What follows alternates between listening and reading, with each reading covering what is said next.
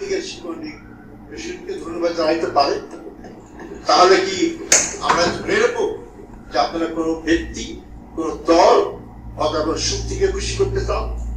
শুধু তাই নয়, আমি বলতে চাই অত্যন্ত বেদনার সাথে বিএনপি একটি বড় রাজনৈতিক দল, তাদের মহিলা নেত্রীরা রাজপথে আন্দোলন করেছে এবং তাদের অনেক ভূমিকা আছে, কিন্তু আশ্চর্য দেখলাম যে তাদের সংরক্ষিত নারী আসনে গোপালগঞ্জের কাশিয়ারি থানার বন ও পরিবেশ একজন সম্পাদক মহিলা আওয়ামী লীগের, তাকে আপনারা মনোনয়ন দিয়েছেন কেন? এটা কি আপনাদের দৈন্যতার কারণে যে আপনাদের কোন মহিলা খুঁজে পাচ্ছেন না, নাকি আপনারা কোন শক্তিকে খুশি করতে চান, তাদের সহযোগিতার ক্ষমতা থাকতে চান?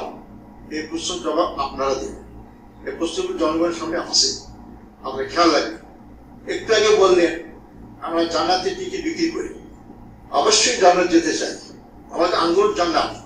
আপনাকে জান্নাত যেতে চান না? যদি জান্নাত যেতে চান তো টিকিট বিক্রি করে অনেক কেন।